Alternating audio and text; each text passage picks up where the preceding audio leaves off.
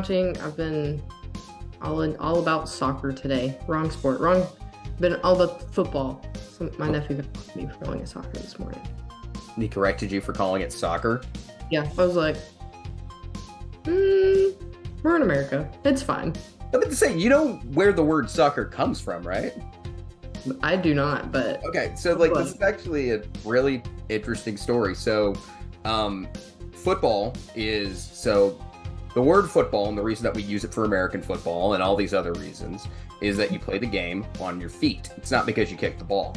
Yep. So you play it on your feet, and it was distinguished from football was a peasant sport in England, where the nobles played their sports on horseback.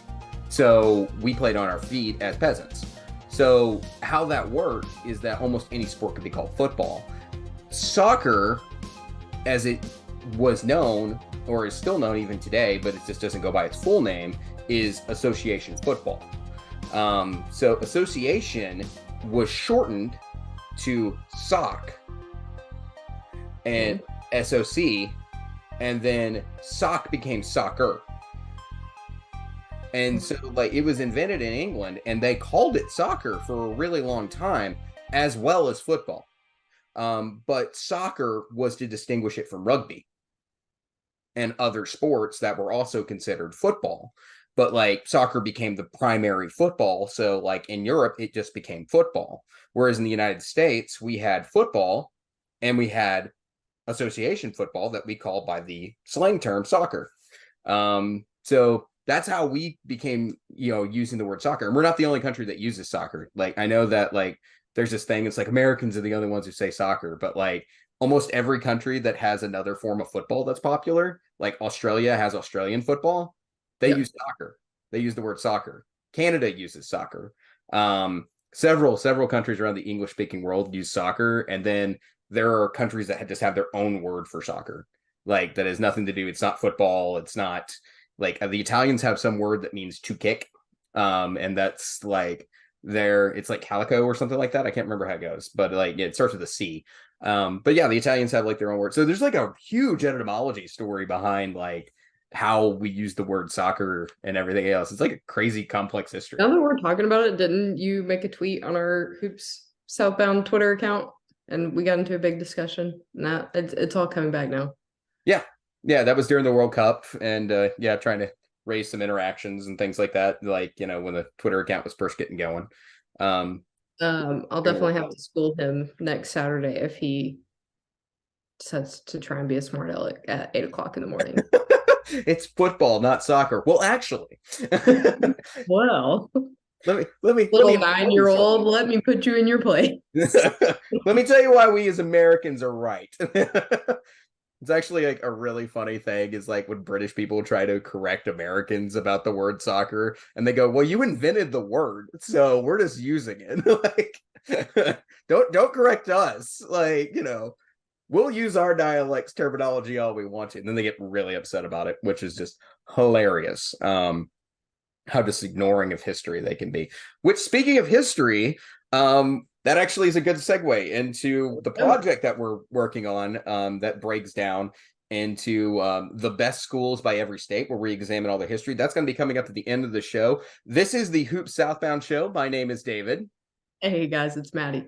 And today we are talking more transfer portal, more NBA stuff, crazy things that are happening across basketball. It is a typical Saturday in the off season, which we are recording on a Saturday today, even though this episode will be coming out Tuesday morning. Schedule conflicts, things like that. Blame me being in school and having a final. David being a good student. Yeah, David being a good student. So we may miss some things in between today being Saturday and Tuesday when the show drops, but we will, if we have any omissions or anything like that, we'll address them at the beginning of next week's show. But the more important thing is that we want to get a show out for you guys this week.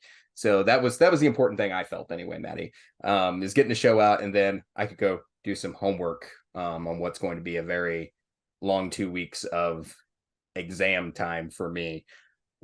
I mean, my ideology at this point in the year, if we miss something, we can talk about it the next week, because there's not going to be a whole lot of news until probably August, September. Yeah, it's kind of a steady stream right now. We're gonna have like, it's the transfer portal, it's the NBA draft, it's the foreign tours, and then we're gonna start doing previews for next season. So like that's just where we are. I know it's a long flow system right now before we get into all the good stuff that's happening. All right, so let's get this week started with the transfer portal. Of course, the big news that came out, it came out right around the same time we were recording last week, and that was news out of Alabama that Jaquan Walton no longer being transferred by the Alabama Crimson Tide. And I wrote this stuff down, and I wanted to make sure I got it right. So I'm going to read directly from my notes here because this is a legal issue. So I want to make sure that anything that we got, this is all coming from AL.com. But this is the story that broke last week. Jaquan Walton last month announced I'm just starting that off horrible. Let me start again. Jaquan Walton last month announced his transfer to the Crimson Tide's men's basketball team and was arrested in Tuscaloosa last weekend. This news came out while we were recording last week's episode. Jaquan Walton, 21, was among two people arrested Sunday night while police were investigating a large crowd gathered. Police say he had marijuana in a car with a gun. Tuscaloosa police received multiple complaints from residents about a large number of vehicles parked in the parking lots at an apartment complex off the strip, said TPD spokeswoman Stephanie Taylor. Officers approached an occupied vehicle in the 400 block of Reed Street at 10:11 p.m. The officer smelled marijuana and asked the three men in the car to exit the vehicle. Walton, who was the front seat passenger, informed an officer of a loaded firearm under his seat. While retrieving the firearm, the officers noticed a rolling tray, a baggie containing approximately 20 grams of marijuana, and a half-rolled blunt in the passenger's side floorboard. Officers located two more loaded guns in the vehicle and another baggie containing 12 grams of marijuana that belonged to the backseat passenger. Harris and Walton were both charged with second-degree possession of marijuana and released after posting a $500 bond. The driver was released with no charges. A little while later, after the incident came out, it was announced Alabama is no longer recruiting Jaquan Walton, and he will not be a student athlete at the University of Alabama, Coach Nate Oates said in a statement that Monday evening after news broke about Walton's arrest. Maddie, we're gonna talk about this just kind of in broad strokes here. Number one, this is nowhere to the level of what happened with Darius Miles' homicide case. I want to start there. The Harris murder was a tragedy. This is something totally different. The one that, for people who don't know what we're talking about with the Darius Miles, that's the one that people really latched on to without knowing the full story, where Brandon Miller brought a gun, and I'm using air quotes there because I just don't know a better way to phrase that. Gun in the backseat of the car. Gun was brought to scene. Brandon Miller was involved, but he was not involved in the actual murder or conspiracy of murder or anything like that. He just happened to have the gun. It's kind of hard to define that in any other way. So I'm just trying to do the best I can to explain that. No ill intent toward Brandon there. I can get over, though, this story with Jaquan Walton pretty easy. Suspension, move on in most cases. Dude had a gun. Dude had some weed. I could find a bunch of rednecks in North Arkansas doing the exact same thing. And as long as they're not hurting anybody, most people, are going to be like, okay, we'll get past this. Like that's just kind of the case. And no, this is not without knowing the exact specifics, but this is just, as far as I can tell, and just reading this, it's a gun and some weed. That's pretty much it. Drugs are bad, but it's weed. Like, it's not like they're running around with 18 kilos of cocaine in the back of the car with intent to distribute. I don't think that's what we're going on here. So I want to emphasize that while this is something crazy that's going on in Alabama, this is nowhere to the extent of that prior incident that involved the basketball team. But this is where I'm going with this. What the hell is going on in Alabama? Like, well, my two takeaways from this, one, if you are planning or have any relation to the Alabama basketball team, stay the hell off of the strip. like that's the big thing. And as you're reading that, I didn't dig into the details. But I mean, 20 grams is a lot of weed. No, don't get me wrong, that's a lot of weed. So that would be my only concern as to I mean, not what they were doing with it, but how much trouble he could get in. And that, like, thinking if I was in, you know, upper tier of the Alabama athletic department, that would be where my mind kind of tracked and what could get you in more trouble than they kind of already were in last season. Yeah, the optics are terrible, right? Like it's just how you've got the homicide case, you've got now this, it's a string of just events that keep happening surrounding the basketball team, and I just why does it keep happening? Who has control? Who's driving this car? It's nuts. My concern is like you have Nate Oates, who's a great basketball coach, and there's no denying how great of a basketball coach he is on the court. But does Nate Oates deserve to continue to coach at Alabama? Like, here he is trying to bring in a prospect who immediately gets arrested. And like I said, I know that's nowhere to the same extent of what happened with Darius Miles. Like, I'm not saying that. But, like, are we going to keep having repeat offenses occurring under his leadership? Like, I don't have an answer. And if things like this continue to happen, I don't know if Alabama's going to have a choice later on down the road. Yeah, I think his only saving grace here is that he wasn't officially an Alabama athlete. Yes, he had committed at the time, but we still aren't out of the school year of 22-23. So I think that kind of saved NATO's butt there. Yeah, probably a little bit. But the institution knows what's going on. We're out, like this. You can't continue to have repeat offenses, or I can't even say repeat offenses because they're not the same thing. But you can't have continued negative publicity under the leadership here without eventually some consequences coming down. So it's going to be one of those things to continue to pay attention to what's going on in Alabama, because if it continues, it's going to be a big question mark down the road. If it stops, maybe we eventually, if it stops and things are gained under control, eventually we'll probably all just say, well, this was just a odd time period with a lot of unfortunate circumstances and events taking place that should never have occurred. However, the best way to phrase that is, and I'm searching for words here to kind of say it the best way I can.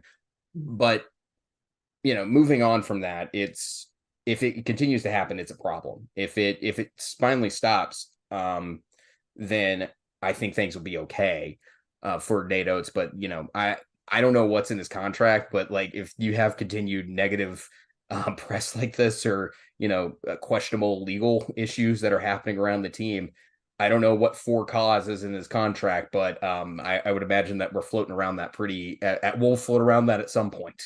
Yeah, for sure. All right. So let's talk about the actual transfer portal, because obviously Walton's not coming to Alabama. So let's talk about the other transfers that are happening in the SEC. The one that I was the most, actually, I'm going to talk about two today. That is what I'm going to do, and then we'll move on. And you can talk about whichever ones that kind of piqued your interest. Number one, Darian Ford was one that I wanted to kind of bring up. It was odd seeing Darian Ford saying that he was going to transfer out of Arkansas after previously saying that he was going to stay. And it seemed very heartbreaking, and it was just a big, crazy moment in the Arkansas. That one hurt as a Razorback fan. Maddie, what was your impression when you saw that news break? Yeah, that was kind of my thought. Kind of same track there. Just, I guess the word there was like disappointed. Yeah. Mainly because of the backtrack of, saying he's all in, saying he's staying. I believe it was his dad. I saw put out several tweets about how he was working to make the Arkansas basketball program better in his training, and then it was like all of a sudden, no, he's gone. Yeah. You saw the videos of him working in the gym every day. He's an Arkansas prospect that came out with this class, and one of the best in the state when it came out. Arkansas basketball is very good, especially for how small this state is right now. So to see one of the best prospects in the state just up and leave the flagship university is very, very odd, especially because South Arkansas, I don't know if you know this, Maddie, South Arkansas has kind of been a recruiting difficult area for Razorback sports in general over the years, because LSU has actually done extremely well in that area, where Ford's from. So it's kind of concerning to see that. All I was thinking when it came out was, well, Arkansas just contracted Trey White. I wonder if that has anything to do with it. And then some other news broke. And I think you know the news I'm talking about with that smile right there, if you want to tell everybody what happened. I mean, Ron Holland decommitting from Texas was the big one, but also the fact that Eric Musselman seems to be recruiting everybody and their mom to come to Arkansas from Texas. So, but I feel like Ron Holland was the news that made Darian Ford kind of bounce. Yeah, I think it was too. I don't think nothing happens in a bubble, right? Like, or it all happens, however you want to phrase that. There's no coincidences sometimes in recruiting. It's odd to see, hey, peace out, bro. We're gonna see you later. And then the next day, one of the biggest prospects in this upcoming freshman class is like, I'm not committing to Texas. Oh, by the way, there's an open roster spot at the school that was my number 2 or number 3 school in recruiting. The coach I committed to left, so I don't have any ties here to Austin anymore. So I'm gonna go check out this. Like, I think that's exactly what happened. So obviously Kentucky fans saw the news and they're like, oh yeah, Ron Holland was interested in Kentucky too. So I think it'll be an open recruitment between Arkansas and Kentucky. Like, that'll be a battleground. But right now, you can't tell me that there's not some coincidence, especially when you could add to the fact that Anthony Brown knows Ron Holland pretty well, or not Anthony Brown. Anthony Black knows Ron Holland pretty well. Why the wrong color? Gonna call him Anthony Blue next. Like, I don't know where that came from. Anthony Black. We know that he went and he played basketball. Was there a famous athlete named Ron Brown or something like that, or a politician or something? I wonder if that's how that got messed up in my head. Like, there has to be like a famous Ron Brown or something. Happened. Do what? I'm not really sure how that happened. I was just gonna roll with it. I knew what you were talking about. I'm more tripped up about the fact right now that I said that, and I don't know why. Like, there has to be like a famous person or something to make me go, oh yeah, you know, like, and just cross up their names and come up with something completely incorrect. Anyway, Anthony Black, really good friends with Ron Holland, immediately was on his Twitter like, hey, hit me up, Ronald. You know, so he had some very cryptic Instagram stories as well as tweets. So, you know, I feel good about having Anthony Black on the hog side for that one. Yeah, I know, right? Very interesting connection. It'll be interesting to see how it plays out. Obviously, I don't think Kentucky's out of the mix, but I think Kentucky has a lot of pieces right now. So if Holland's concern is also, I want to make sure I maximize my playing time, I think he'll get more playing time at Arkansas than he will Kentucky. And then additionally, NIL is going to be a concern. No offense to Kentucky, there's a lot of NIL money flowing in and out of Arkansas these days. Very much Arkansas trying to be a leader in NIL. So it'll be interesting to see if what factors he's looking for. What Kentucky does have is, of course, Cal and a team that's going to be a legitimate national championship threat next season. Very possible a national championship threat. So that might be in his consideration as well. But we'll see where Ron Holland makes his final determination. One of the big things I noticed on that front, I saw today a way too early 2024 draft board and noticed several names with the big UK logo out beside them. Ron Holland's was still a big question mark, but that was my first thought is, you know, you have several potential draft picks already in Kentucky. So to me, that's a fight for playing time, even if you are the number 1 recruit in the nation. Yeah, I definitely. So Ron Brown was a politician who was under Bill Clinton. He was also, he worked in DC under the Clinton administration. No idea if that's where that got caught in my brain or not, but you know, random, but I'm a history minor. Maybe I knew that for some reason for the 90s, and that's a name that's dormant in my head somewhere. I don't know. That's just how it goes. That's an Arkansan. Bill Clinton's a pretty prominent politician around these parts. Bill Clinton, you know, Bill Clinton, Arkansas, Anthony Black, Ron. Hogs by 90. Hogs by 90. I don't know anything anymore. How the heck that got? That's so weird. Anyway, Ron Holland situation. Very, Very odd. You know what's sad though? The image that's popping in my head is every time I say the word Ron, is I think of Ron Howard. I was thinking Ron Burgundy. Ron Burgundy's good. But yeah, no, I was thinking of Opie. Like There you just go. in the back of my head as I'm thinking about Mayberry over here in the Andy Griffith show. So um I don't know anymore. Like it's a Saturday. This is not our normal day of talking basketball. So who knows about We're crazy just things all over the popping in place my head. today. It's fine. Do what? So we're just kind of all over the place today. It's fine. But so far, no news though on for some other teams like on Hunter Dickinson. There's no update right there right now. I do think Darian Ford's going to end up at a pretty good basketball team. We'll see who ends up taking him. I imagine it'll be somebody regional, but I don't know if it'll necessarily be an SEC team. It would not surprise me to go see him play somewhere in like the Big 12 for Texas Tech or somewhere like that. We'll have to see what roster spots are open for Darian Ford in the coming future. The next prospect I wanted to talk about was the one in another Texas connection as they kind of flow together here. Was Chris Beard just picked up a very, very, very tall man to be on the Ole Miss Rebels this season. And of course, I am talking about Jamarian Sharp, 7'5", 225 pounds. I wonder what position he plays, Maddie. Oh, I mean, he's definitely running point. He's run 100%. point, bro. Like I'm telling you, that's a big, big man. I Um, mean, 3 steps, he's down the court. Like, how much more efficient of a point guard could you get? very, very big guy out of Western Kentucky. Last season, averaged 7.4 points a game, 7.7 rebounds a game. This guy is not too far from averaging a double-double a game and 4 blocks a game. He is a rim protector.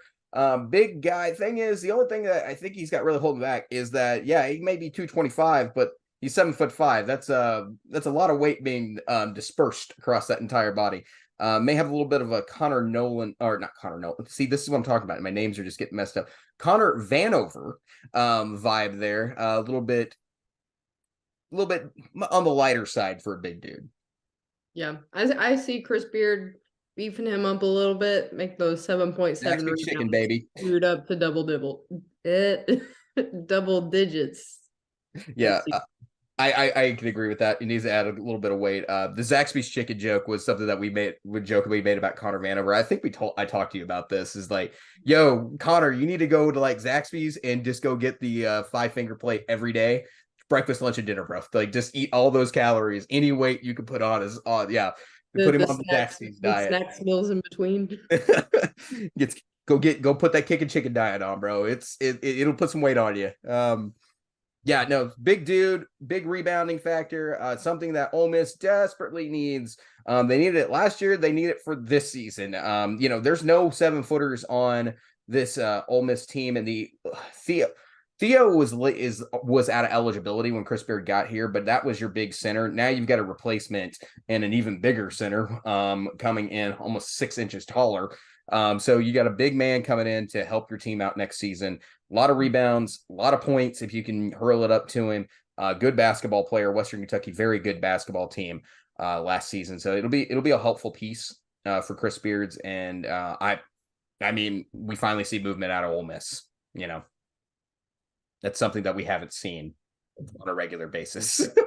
Yeah. I think, now that a bunch of these schools are starting to button up their rosters and have fewer spots left open, we're going to start seeing a little bit more movement in those smaller schools like Ole Miss. We'll see some, I think, in Georgia as well. And hopefully for Jerry Stackhouse's case, we see a few in Vanderbilt too. Yep. Clock's running out. So let's see, today's the 29th. You got 12 days left, really. 12, 13 days left, depending on how you calculate that, until May 11th when this thing is going to get closed down. But clock's ticking. So, these schools that still have a lot of spots open, they need to make something happen here pretty quickly. All right. Maddie, is there any recruiting news or transfer news that you're wanting to throw in today? So one of the things that I noticed, us being Hogs fans, I don't know if you had retweeted it or if I just saw it on Twitter.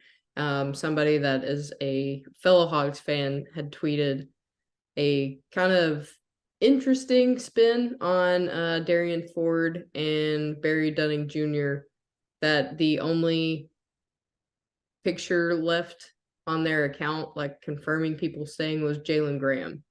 So I was like, I wonder if either that was like deleted before they announced that they were transferring, or if they knew they weren't staying.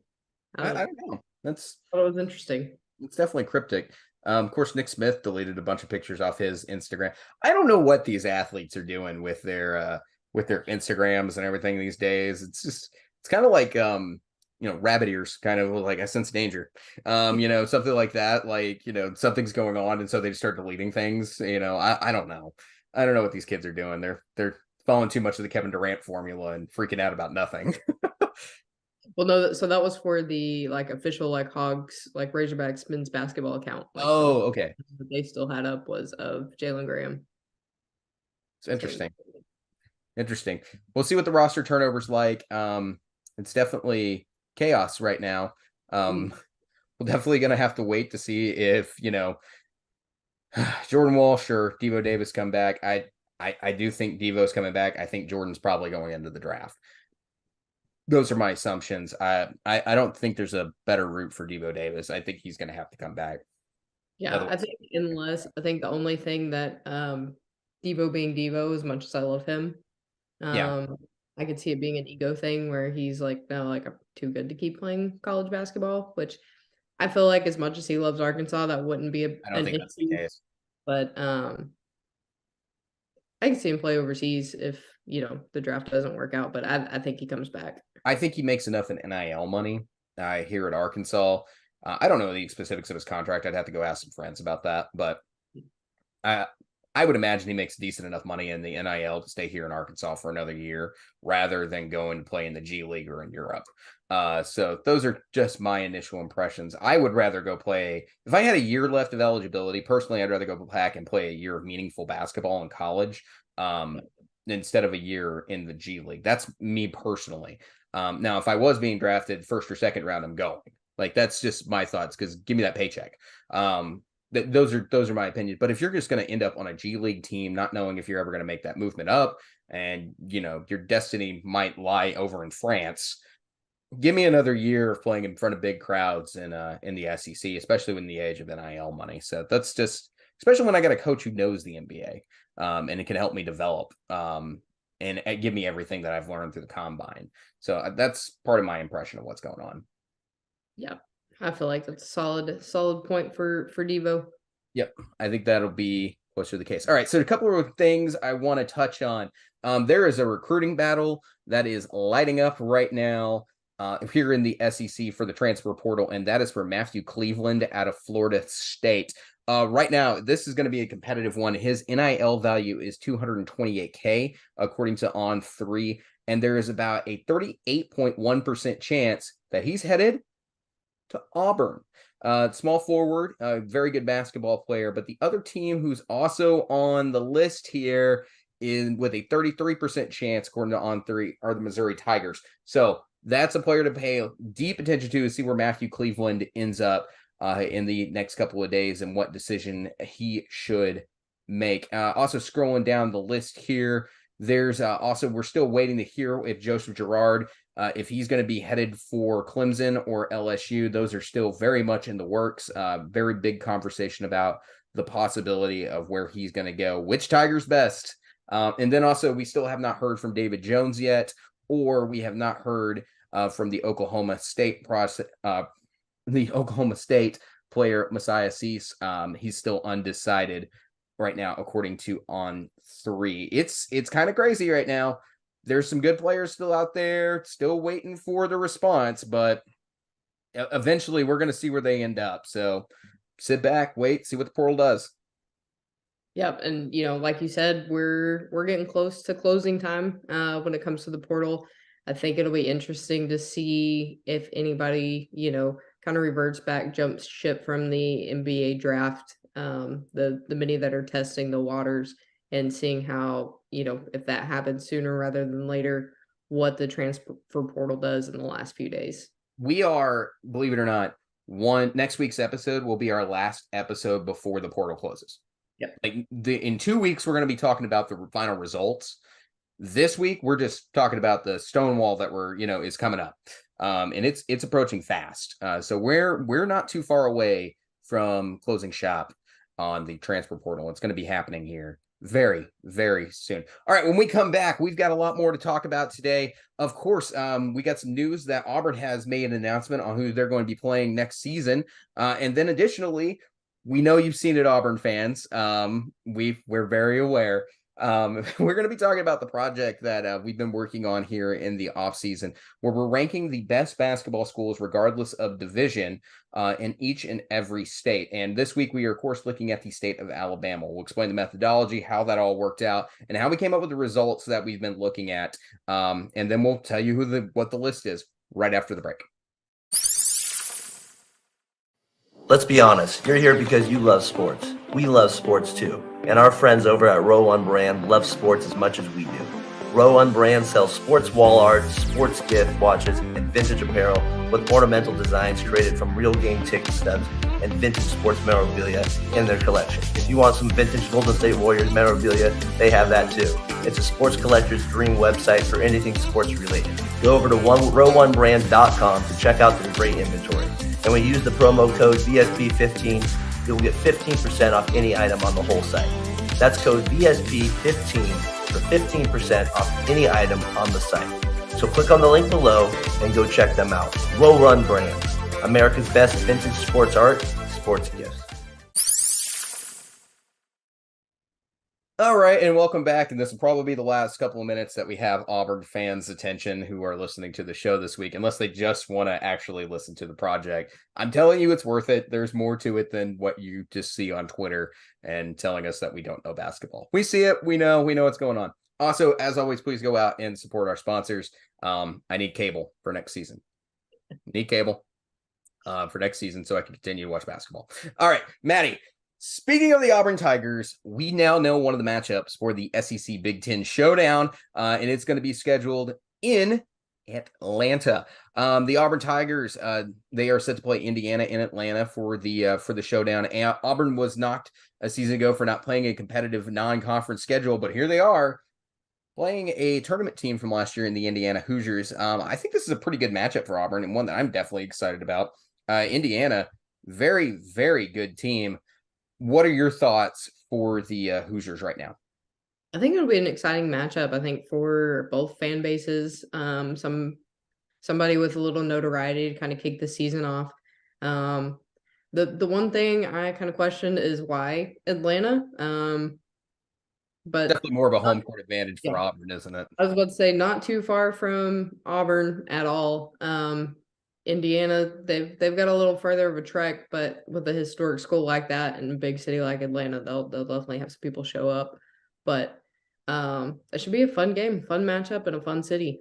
Yeah. So one first thing I want to omit that it's not a big, it's a showdown between teams. This is not an SEC Big Ten showdown. Let me omit that. I misspoke there.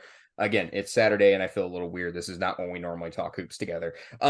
So anyway, I would think though that Atlanta is not necessarily a true neutral site, but one of the cool things about Atlanta is that it's a major airport hub, especially for Delta Airlines. So you can get flights to Atlanta for a pretty reasonable price. So I imagine if you're flying out of Indianapolis down to Atlanta, it's not a horrible price to make that flight, especially if you got like reward points with Delta or something like that. But yeah, no, it definitely favors the car driving folks from the plains to get to Atlanta pretty easily. Over there, I've been to both locations, and that's not a hard drive between going through Columbus and everything else up to Atlanta. When you make that trek from Auburn, I used to have buddies when I was in Fort Benning to make the trip over to Auburn on a regular basis, and then the next week and go to Atlanta. So it's not hard to make that trek in the least bit. So I expect a lot of Tiger fans to show up to Atlanta. But like last year, Auburn's biggest game in the offseason was probably the USC Trojans. They also took on Washington, who wasn't that great. They played in the Cancun Lack of Challenge, as we mentioned. But this year's schedule's, adding Indiana is a good basketball team and a team that it's reasonable for Auburn to get a good matchup in. So with this combined with whoever they draw in the ACC SEC Challenge, probably sets them up with a little bit of a decent start to their non-conference schedule for next year. Yeah, I'm really liking that some other SEC teams are starting to kind of beef up that schedule before we get started. I think you're looking at a lot more competitiveness out of teams we may not usually see at the start of the season because they have kind of taken the steps to prepare for more higher caliber SEC play. Yeah, definitely. So, so in the future, Auburn's actually going to be headed to Maui here in the next couple of years, and that's going to be exciting. So, we're definitely going to see an upswing in Auburn's basketball scheduling here in the next couple of seasons. So that's really good news. See the program starting to thrive from where they're at. All right, let's talk about this because I know for a fact that Auburn fans are going to have opinions on things, given the fact that, we made this state-by-state system. All right, so let's just start explaining what this is. So this summer, I'm taking on this project, and the project is to rate the best basketball teams or the best basketball programs state by state in an SEC state. So that includes also Oklahoma, because we're going to have to rate Texas anyway. So we decided to go ahead and add Oklahoma into the mix as a future SEC team, is what it is. What this project is trying to do is trying to more or less cut through and find the way that this whole thing is built. My goals are pretty, they're not bad. Like my intention is not to make you mad about your team or anything like that. Rather, the goals of this project, we want fans to not read into this as a controversy or a way of us just stirring the pot, but rather an opportunity to learn about some of the extraordinary programs in your state. That's the goal here. We understand for fans from larger teams, we know that simply stating a small team has performed better overall won't change your opinion or pride of your own program, and it shouldn't. There's no good reason that should change that.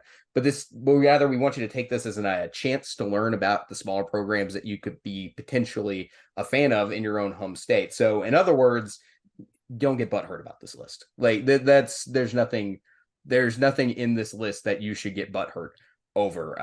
That's part of it. Take this as a chance to learn about these programs. Take this as a chance to be a local. And also, when I thought about this shouldn't be that controversial. For a lot of people, they're alumni of smaller schools that have very good basketball programs, but they're fans of the bigger teams. Here in Arkansas, I have a brother who goes to Arkansas Tech. Maddie, you went to UFAS, Razorback fans. Well, actually, my brother's a Texas fan, but, I'm just using that as an example. You're fans of a school, oftentimes, of the bigger schools that are outside your own school. When you go to a Division II or Division III team, there's no harm in the reverse being true and to appreciate what another program has accomplished. So that's part of the goal here, is to highlight those teams and to bring a little bit more about and a little bit more understanding of what these teams have accomplished, why you should appreciate them in your own area. That's part of the goal. So what are the factors that we're looking at? Well, we have two factors list. The first is the graded factors, which we're going to be looking at when we busted into the record books and everything. We looked at the national championships, NCAA tournament performance, regular season conference titles, all-time record, and in your school's winning percentage, conference tournament titles, NBA first-round picks, NBA players all-time, All-Americans, individual awards, and the founding year of your program. These points are set strictly on a number of point system. Like there is a set point for each of these categories. They go down this tier list 1 through 10. That's not their point values, but as you keep going down each factor, it decreases. But they each have the potential to be unlimited. So if you won 10 national championships, you're going to get the reward of 10 national championships. If you have 5 million All-Americans, you're going to get the points for having 5 million All-Americans. The only one that's capped points-wise is the 10th category, and that is the founding year of your program. That's only rewarded to one school, and they get an additional point for being the founding team of your program on our methodology list. So outside of that, we also have the X factors. The X factors, these have no set points, but I have capped them at 100 points at the maximum after they're all tabulated. When we look at this list, this is the X factors that we're looking for. Contributions to basketball history, contributions to college basketball history, contributions to your state's basketball history, the fan following, and then player/alumni contribution to basketball. This would be something like, for instance, Charles Barkley for Auburn, multi-time gold medal winner. That's a massive contribution to the international basketball scene. For UAB, they had a head coach who's had impact outside of his own state in the Missouri high school basketball ranks, and was the head coach of the national Puerto Rican team. So there's different factors to look at it at different ways. And like I said, these don't have a set amount of points, and that goes in our weighted category. And that's how we're putting this all together. Right? This might be a long-winded way of saying all of this, but that's who I am, and I want to give like a decent explanation of how we're doing this, how we're looking at it. So it is what it is. Everybody breathe. But I want to take a moment and explain that list. All right, let's go through them one by one. Maddie, first I want to talk about some honorable mentions on the list. I did not put honorable mentions on here just because they're like 6, 7, 8 on the list or anything like that. These were things that I found that were interesting, or they deserved a mention for some of their accomplishments, and so on and so forth. So our first honorable mention I have the Troy Trojans. The Troy Trojans actually have the all-time record for winning the highest scoring basketball game in college basketball history. They scored over 200 points in that basketball game, and their scoreboard was unable to keep up with the points. It malfunctioned because they did not know how to process points going over 200 points. Can you imagine that in a modern basketball game? That sounds absolutely wild. It's like, do you, as a fan, do you stay at that point, or do you leave because you know how it's gonna end? Like, well, I mean, both teams scored in triple digits. yeah, the 148 was the other team, something along those lines. Something along those lines. It was against DeVry University, which I always knew was an online school. Same. I was like, they had a basketball team. But DeVry University has a basketball team. Wow. Another honorable mention I wanted to mention was Birmingham Southern. Now, I failed to mention this, and I should have mentioned in the explanation scene. There are a couple of things that should be noted, and why I consider this a draft project currently and not a final results project is because there's a lot of information out there that was very hard to get my hands on. So with Birmingham Southern, they have 2 national championships in NAIA basketball, but getting the hold of the rest of their record book is very, very difficult. And is kind of a pain in the rear end to go find or even try to navigate. Then I wanted to make a note of that. There's some local knowledge out there that people who live in areas might be a little bit more familiar with. So like for me and you living in Arkansas, we know the relationship between UFIS and the University of Arkansas and building that basketball program. And then also like with some of these record books and how poorly kept they are, sometimes it's really hard to put this information together and actually figure out the actual point total, because there are schools out there who have omitted histories when they change names, or there are schools out there that I had to call and be like, hey, I'm having a really difficult time navigating your record book. And it's like, oh yeah, no, we haven't updated it in a while. Here, get a hold of our coach. He's on a fishing trip, but he's been here for like 20 years. So he's pretty well versed in the history. I'm not kidding. That's kind of one of the responses I got from one of the schools. So anyway, Birmingham Southern had a very difficult record book to look at, but 2 national championships, and they play in Division III basketball, even tried to go up to Division I at one point. So very interesting history for Birmingham Southern. Hopefully that'll be a school when I do the final draft of this project, I get a chance to actually look at their record book a little harder. And then the final school I just wanted to throw out there because I thought this was fun. Southern Alabama or South Alabama. South Alabama also made our list of the honorable mentions. Not for any particular reason other than, Bill Musselman happened to coach that team. And as Razorback fans, I found that sort of interesting. Maddie, any thoughts on the honorable mentions? I mean, some solid stuff. Definitely things that I would have never known if we didn't do what I am now officially calling David's nerding out on basketball project. It's officially known as my nerding out on basketball project. It is 100%. You can call it what you want, but that is what I'm gonna call it. It's David's nerding out on basketball project. All right. Okay. I got it. All right. So looking at the top 5. All right, we're going to go through 5 and 4 here, take a commercial break, and then we'll go through 3, 2, and 1. Yeah, hold on, Auburn fans. We'll get to you eventually. The number 5 team that we had on our list with a score of 146.5 was the UAB Blazers.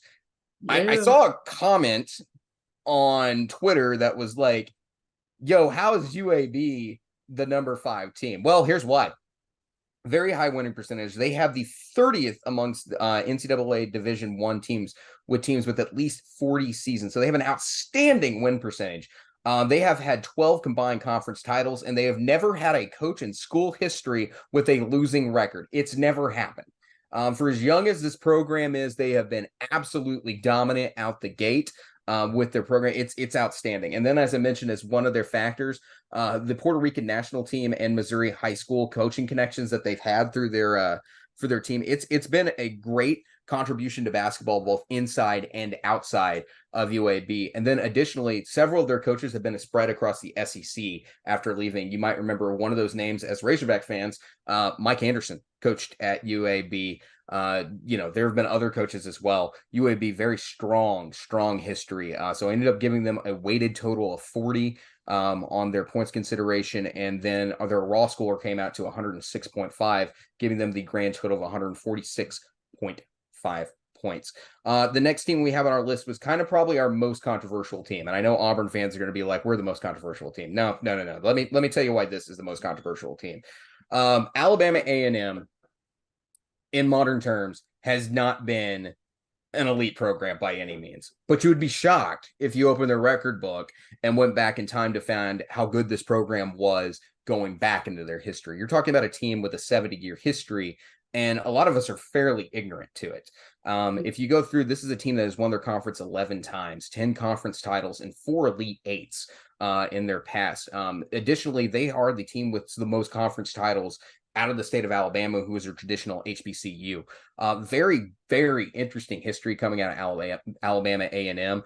I was thinking to myself that it would end up being Alabama State or Southern Alabama would be the team that I thought would be in there. By the way, another fun fact, Alabama State, 2 Chainz played basketball there. Stop. No, the rapper 2 Chainz.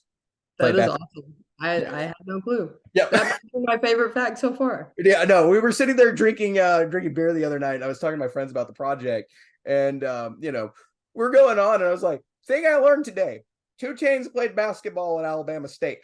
Yeah. I know everyone is like, why'd you stop talking about Alabama? 2 Chainz played basketball at Alabama State. Let's not ignore that fact. That's awesome.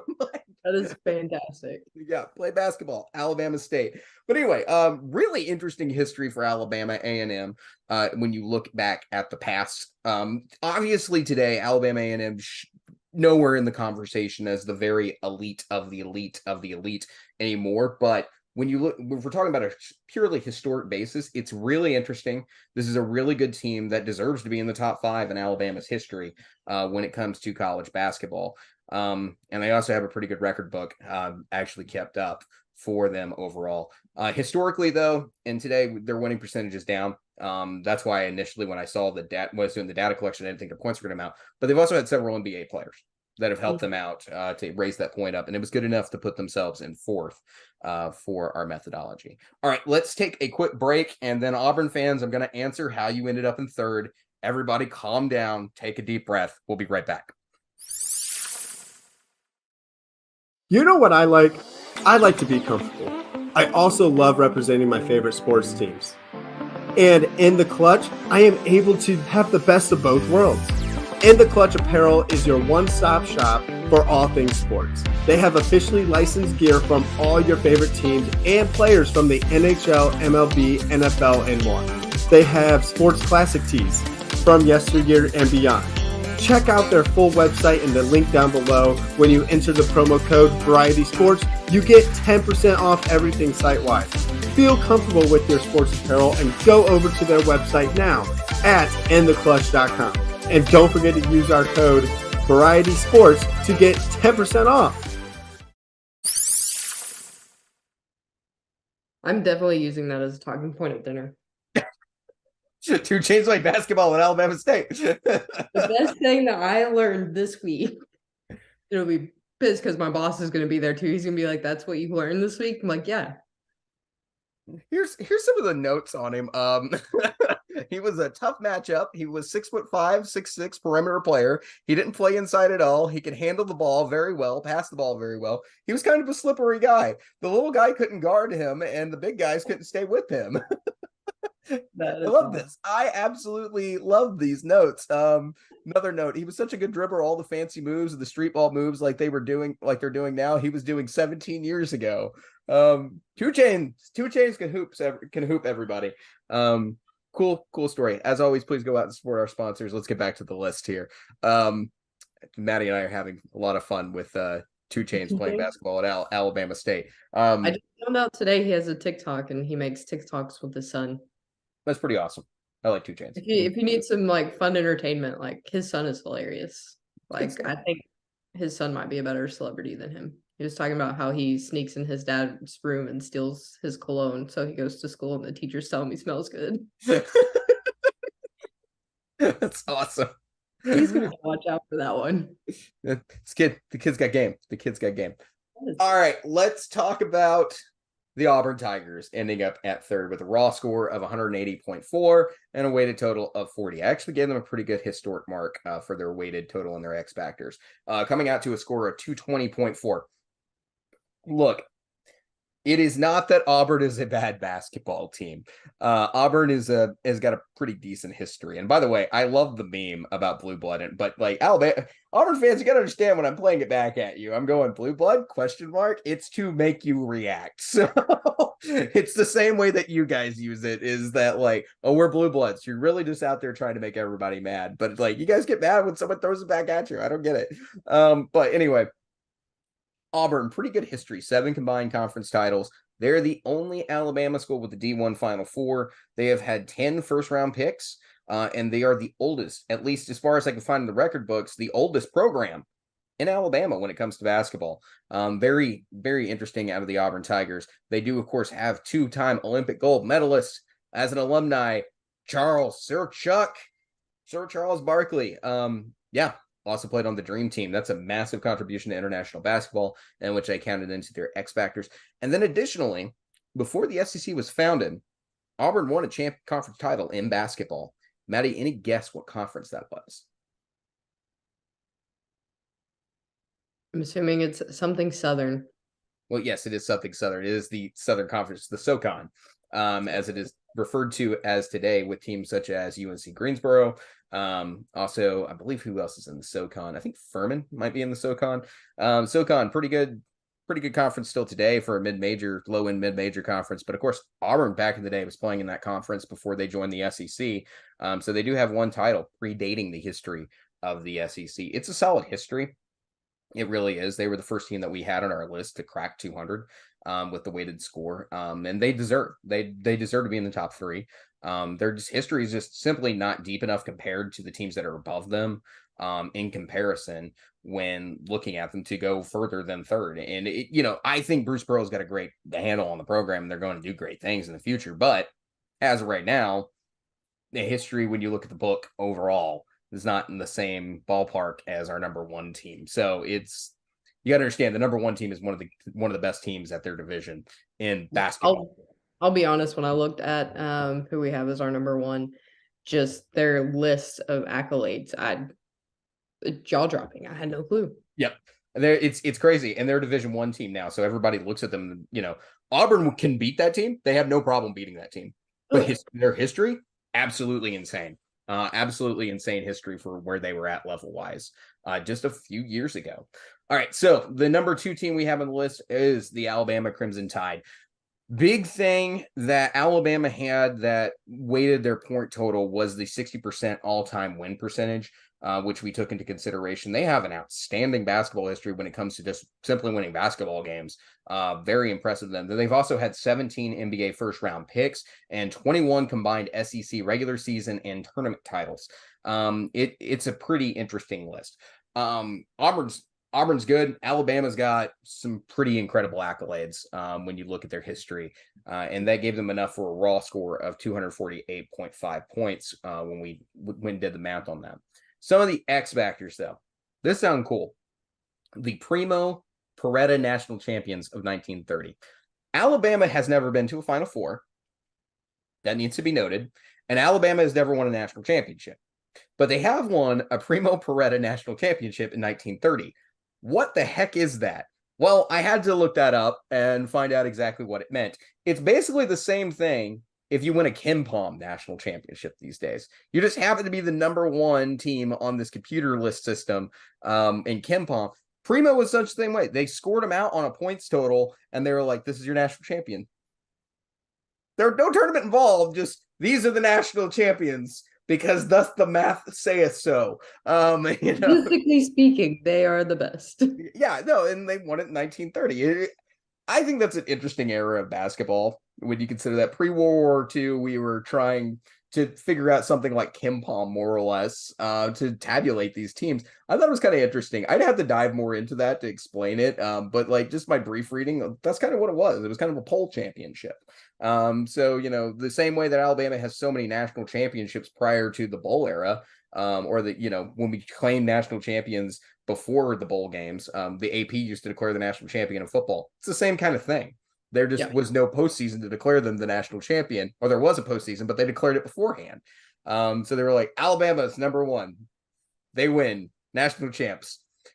I guess that's kind of like being the number one overall seed in the NCAA tournament and then not winning the NCAA tournament. So wait, that happened this year too. Anyway, but yeah, important to note that this basketball program has also gotten better and better through the past several decades.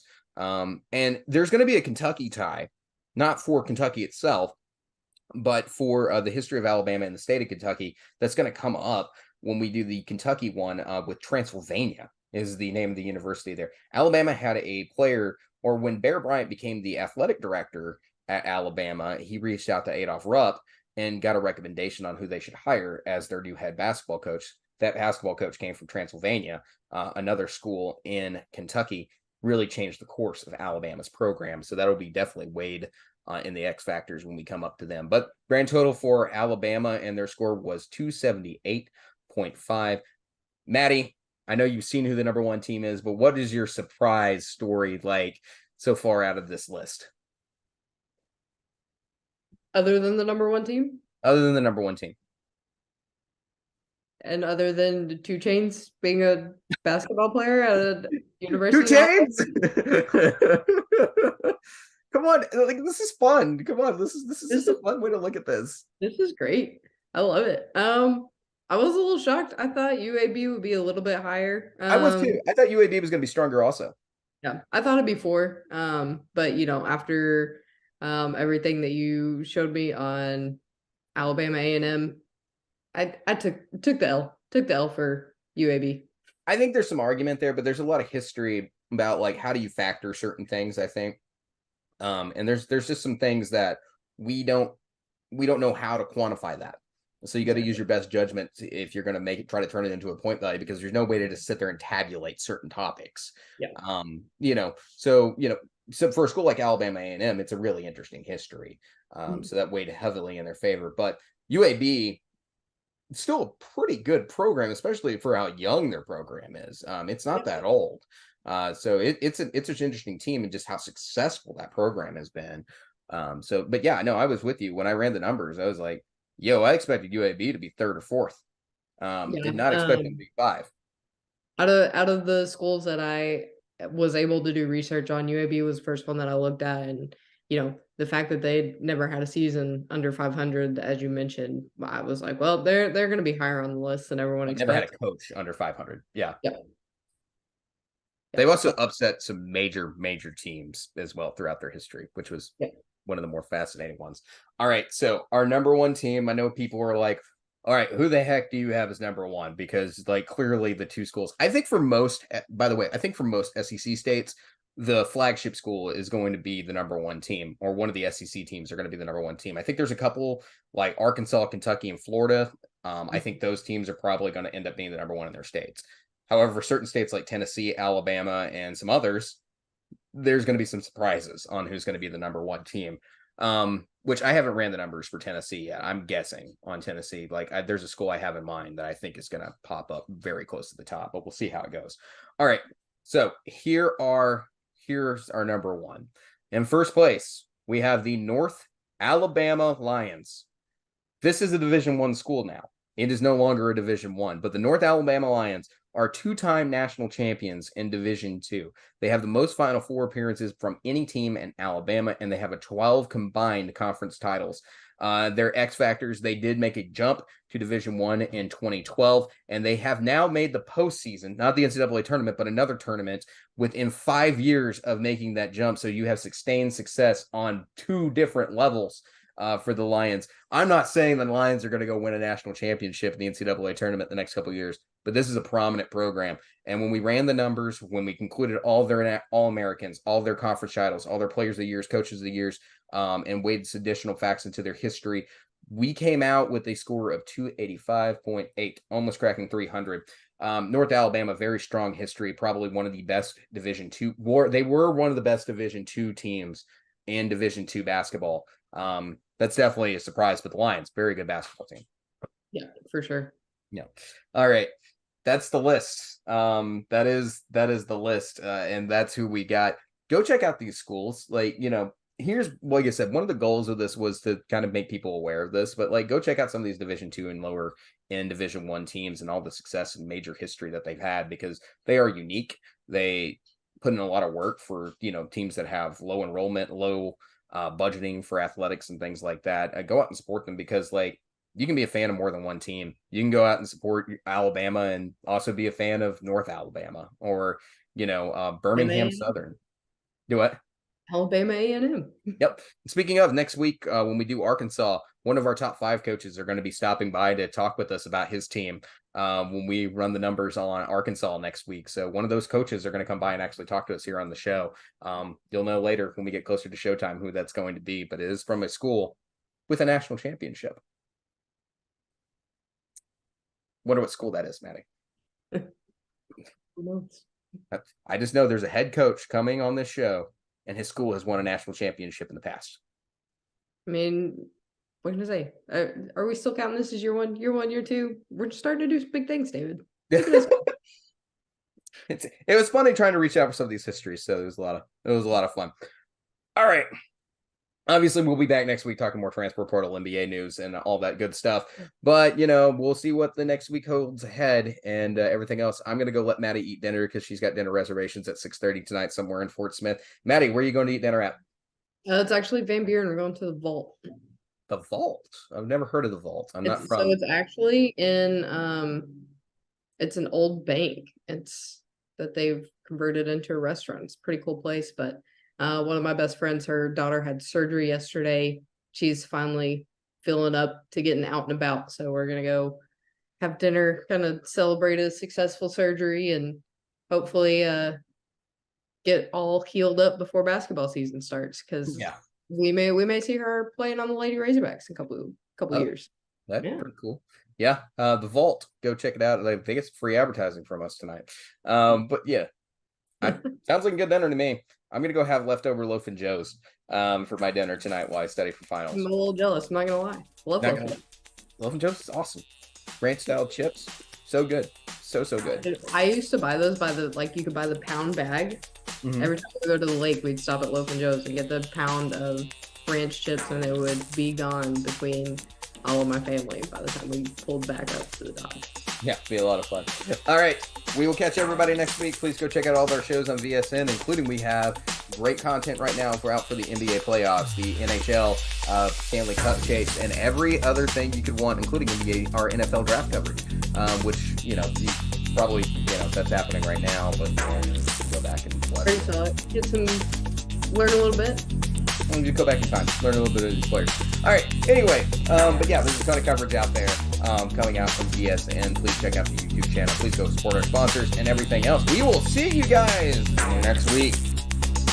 Thanks, guys. Have a good one.